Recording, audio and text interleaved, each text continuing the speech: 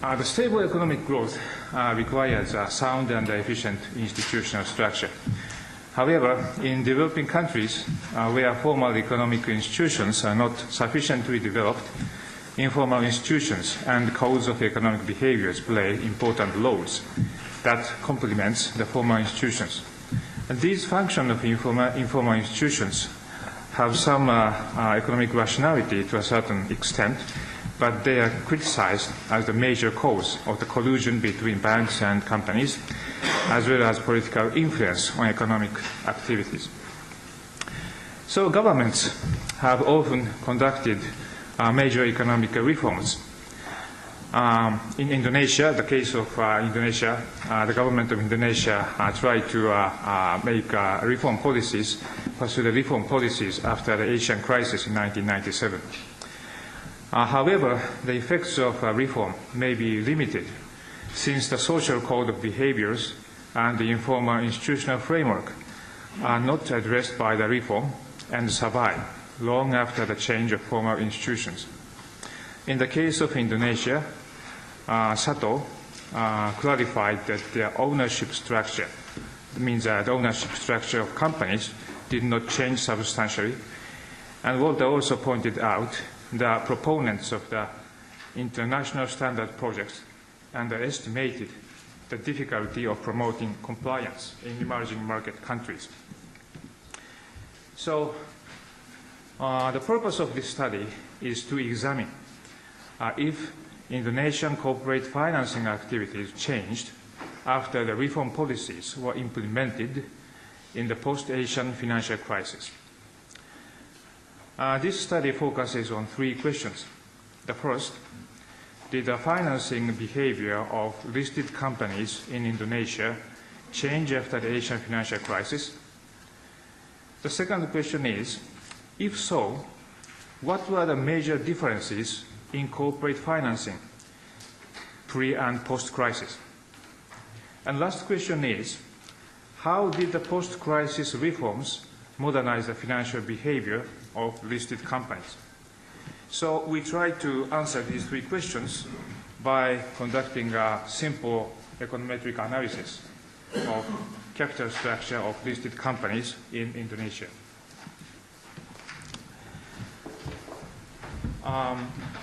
This paper consists of 6 sections. The first one is an introduction. I briefly explained. The second section gives the analytical scope or the analytical framework of corporate financing in Indonesia.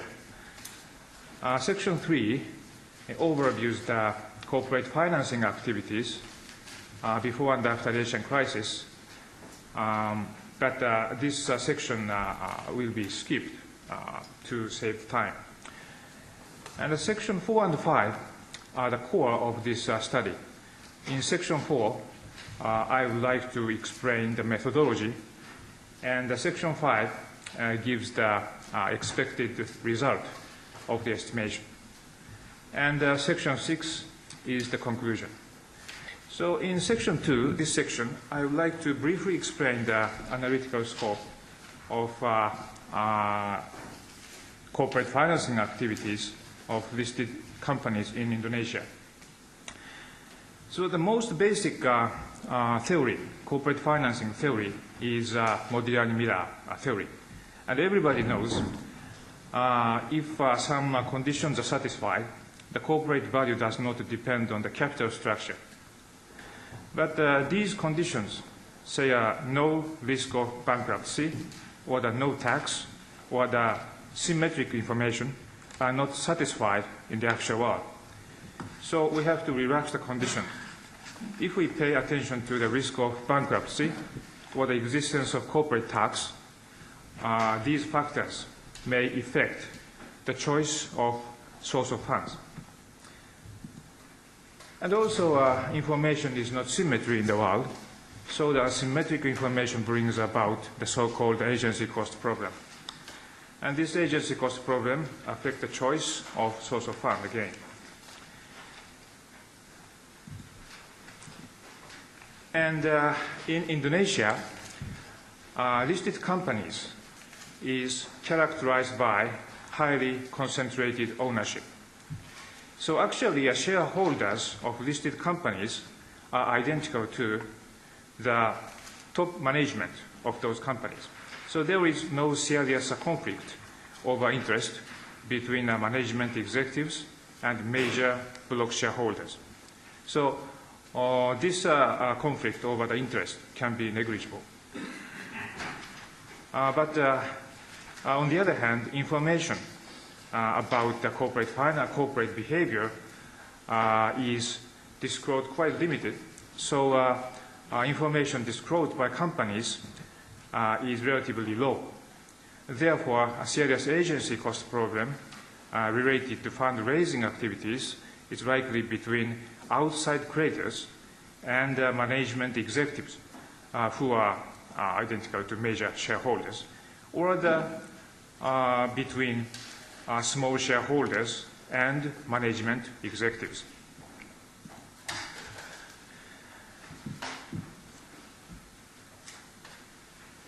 So, to explain these, how to say,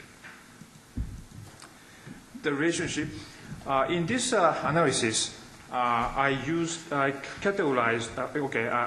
we paid several different factors affecting the corporate financing behaviors. And we categorized these factors into two groups. The first one is economic factors. These factors are commonly recognized to affect corporate financing in a standardized corporate financing theory. And a lot of estimated studies have been done for the case of developed countries where formal institutional framework are well developed. So, for example, corporate tax and the risk of bankruptcy are contained in this category, and these factors are explained by trade-off theory. And collaterals, more precisely speaking, the ability of or the capability of company to provide collateral, what the market recognition, what the cash flows, what the retained earnings. These factors also affect corporate financing, and these factors are usually explained by agency cost approach. In addition to these economic factors, which are commonly used in the analytical studies, in this paper we add additional factors, that is institutional and social factor. In the developing countries, the information is quite limited, and the information asymmetry is very severe. So usually some informal institution or informal institutional framework supplement providing information. So such factors, institutional and social factors, also affect the corporate financing behavior in Indonesia. So we add these factors as dummy variables representing company's attribute. For example, business group dummy represent some effect caused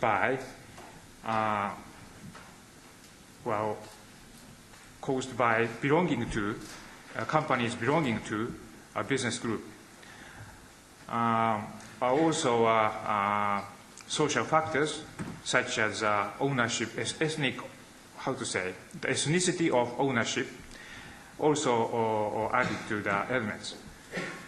And connection to the government is also probably recognized to be an important factor. And restructuring companies also should be paid some special attention. So in this analysis, we estimate the capital structure of listed companies in Indonesia, both economic factors, commonly used economic factors, and Indonesian specific institutional and social factors.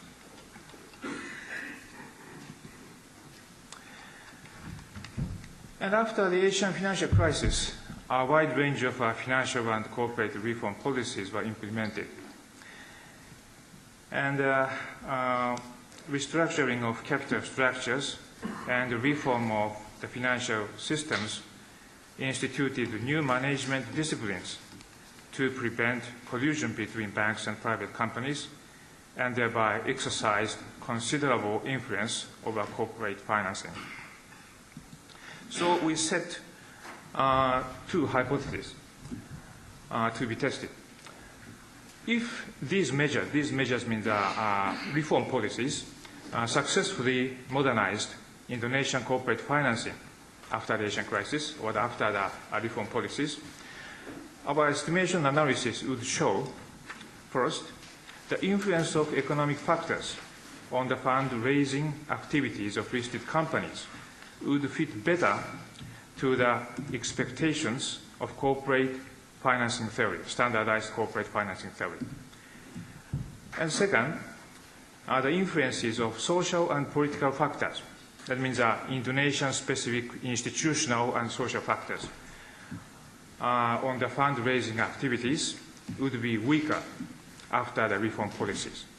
So we would like to check these two hypotheses by estimating the capital structure on two categories of explanatory variables.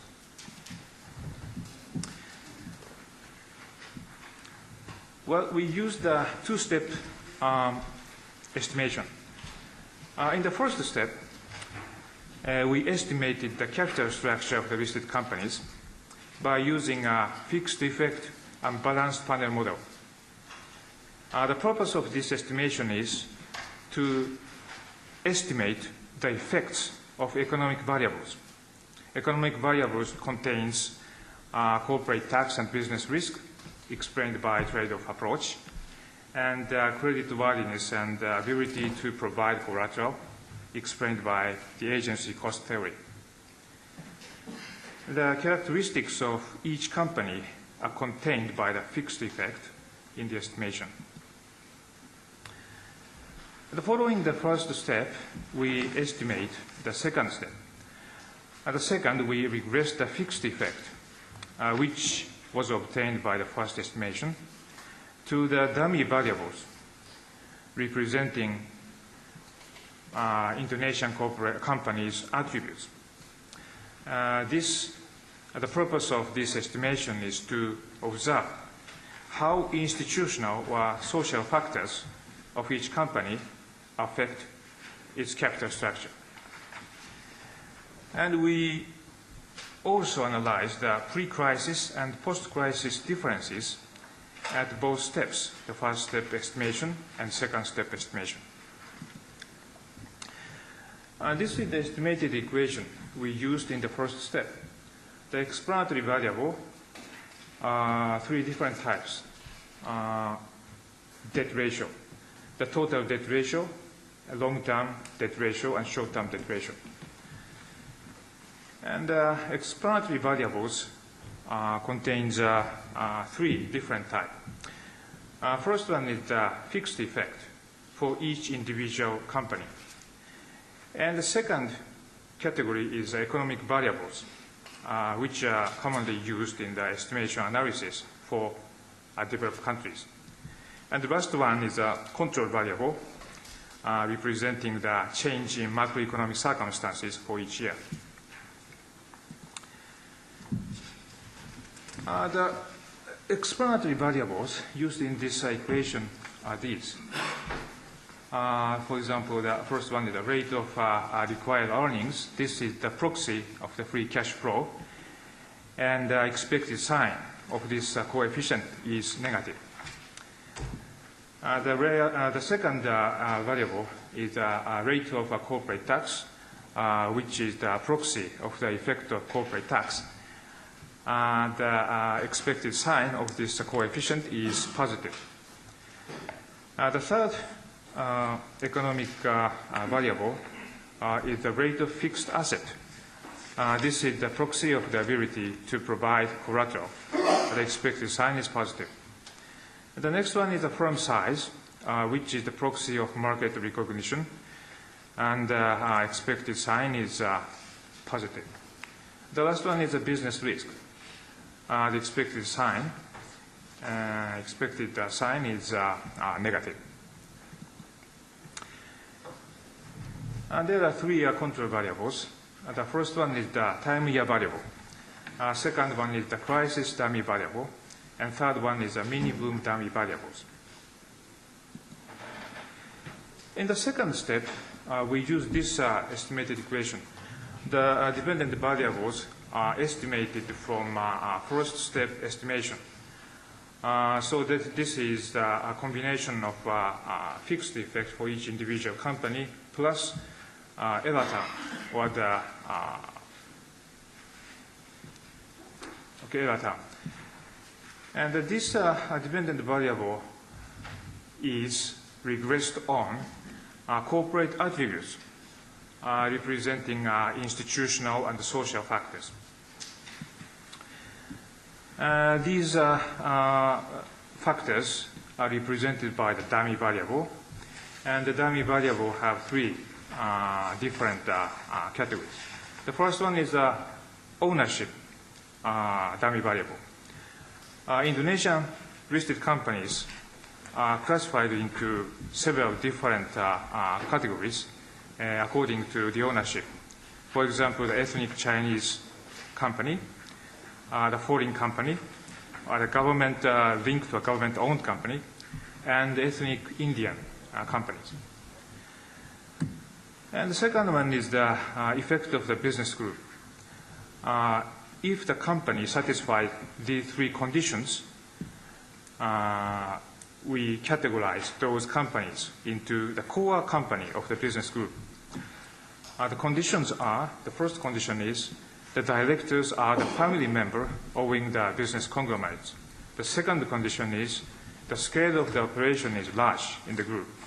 And the last condition is the industry. That industry is the industry operated by a company is a core business in the group. If these three conditions are satisfied, we categorize that company as a core company of a business group. The last one is a restructuring company. So these are the data source. This financial data covers the period from 1994 to 2005. But 1998 and 1999 was excluded because of the financial crisis. And the samples whose retained earnings were negative were also excluded. And these financial data collected from the Indonesian Financial Market Directory, which is published by ECFIN. And the corporate attributes data was created from the same source in the Indonesian Financial Market Directory.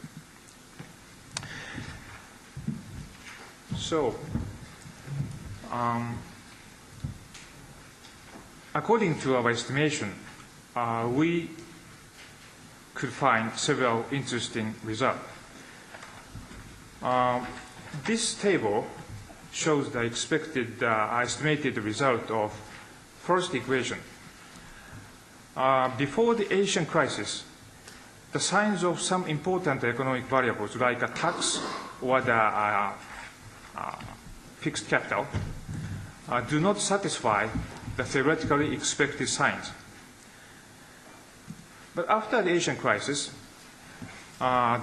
these signs, the signs of tax and fixed capital, satisfy theoretically expected ones. This is the estimated result of the second equation. According to this, before the crisis, the ethnic Chinese, the government-owned, the foreign, the ethnic Indian companies were more dependent on external debt financing than the pre-Bumi, that means the native Malaysian companies. But after the crisis, the influence of these ethnic or the ethnicity of ownership becomes weaker. And also, we can find this observation. Before the crisis, the core companies in the business conglomerate more dependent on external debt financing rather than other companies. But after the crisis, this tendency is observed to be changed. So, summing up the estimated result, we can conclude several points. The capital structure of Indonesian companies had not been explained sufficiently by the standardized theory of corporate financing before the Asian crisis. Their behavior was substantially affected by institutional and social factors. However, the capital structure of Indonesian companies became fitted more to the standardized corporate financing theory after the Asian crisis. At the same time, the influence of social and institutional factors on capital structure of listed companies became weaker.